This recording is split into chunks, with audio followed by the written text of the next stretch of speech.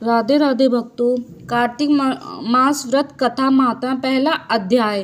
कार्तिक मास का शास्त्रों में विशेष महत्व बताया गया है। इस महीने में जो व्यक्ति भगवान विष्णु और माता लक्ष्मी की उपासना करता है उसकी सारी इच्छाएं पूर्ण होती है।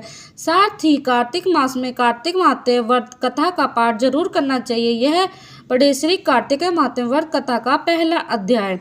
श्री सूत जी बोले, जब देवर्षि नारद श्री कृष्ण चंद्र जी से मंत्रणा करके चले गए तब हर्ष से गदगद होकर सत्यभामा ने अपने पति श्री राम कृष्ण चंद्र जी से कहा, हे स्वामी, मैं धन्य हूँ, मेरा सफल जीवन धन्य है। मैं आप अपने ही कृत्य समझती हूँ। मेरे जन्मदाता वे माता पिता भी धन्य है, क्योंकि उन्होंने निसंदेह त्रिलोक की सुंदरी मुझ सत्यभामा को जन्म दिया है। इस सुंदरता का ही प्रभाव है कि आपकी 16,000 स्त्रियों के रहते हुए भी मैं आपके विशेष प्रिय हूँ। केवल इसी के लिए मैंने कल्प वृक्ष के साथ आदि पुरुष आपको विधि पूर्वक संकल्प कर नारद के लिए उस समय समर्पित कर दिया था, जब संसार के लोग कल्प वृक्ष का नाम तक नहीं जानते थे। वही कल्प वृक्ष उस समय से मेरे आंगन में लगा हुआ है। हे मधुसूदन, तीनों लोकों के स्वामी भगवान लक्ष्मी पति के मैं अतिशय प्रीतम हूँ, इसलिए मैं आपसे कुछ पूछने की इच्छा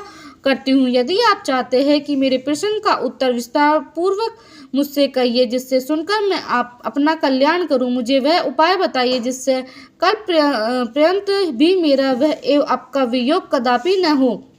श्री सूत जी ने कहा कि इस प्रकार अपनी प्रियतमा सत्यभामा की बातें सुनकर श्री कृष्ण जी मंद मंद मुस्काने लगे। सत्यभामा का हाथ अपने हाथ में लेकर हास परिहास के साथ कल्प वृक्ष के नीचे पहुंचे। उस स्थान से सब सेवकों को हटा दिया। सत्यभामा की ओर देखकर हंसे, साथ ही पूछा कि क्या वह उपाय सुनोगी। सत्यभामा भगवान के इस अनुराग को देखकर संतुष्ट और पुलकित हो गए और कृष्णचंद्र जी की भी सत्यभामा को देखकर गदगद हो गए। श्री भगवान ने कहा कि हे देवी, वास्तव में इन 16,000 स्त्रियों के रहते हुए भी तुम मुझे प्राण के तुल्य प्यारी हो। तुम्हारे लिए तुम्हारी कल्प वृक्ष वाली जिद रखने के लिए देवताओं के साथ इनसे भी लड़ गया था। हे प्यारी, जो तुम पूछना चाहती हो तो वह बड़ी ही अद्भुत बात है। तुम्हें मैं जो किसी को न देने वाली बहुमूल्य वस्तु को भी दे देता हूँ, न करने वाला काम भी करता हूँ, छिपाने वाली बात भी कह देता हूँ। तो फिर मुझसे पूछने की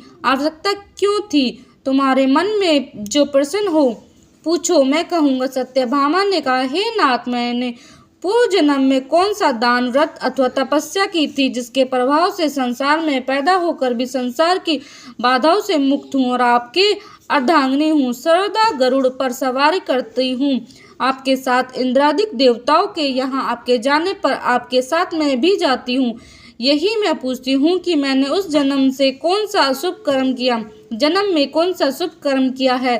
पूर्व जन्म में कौन थी,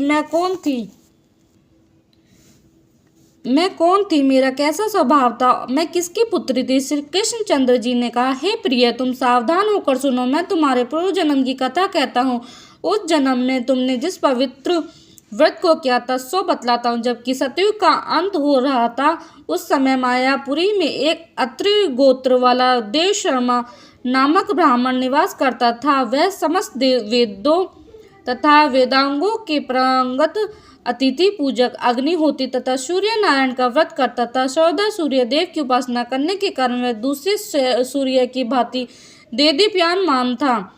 उसको वृद्धावस्था में गुणवती नाम की एक कन्या उत्पन्न हुई। देव शर्मा को उस पुत्री के अतिरिक्त कोई संतान नहीं थी। उसने अपनी पुत्री का विवाह अपने एक शिष्य चंद्र के साथ कर दिया। पितृविहीन देव शर्मा अपने शिष्य चंद्र को अपने पुत्र के समान मानते थे और जितेंद्रिय चंद्र भी देव शर्मा को अपने पिता की सदृश समझता था। एक दिन चंद्र और देव शर्मा दोनों कुश और समिधा लाने के लिए वन में गए थे और इधर उधर घूमते घूमते हिमालय के समीप के उपवन में पहुंच गए।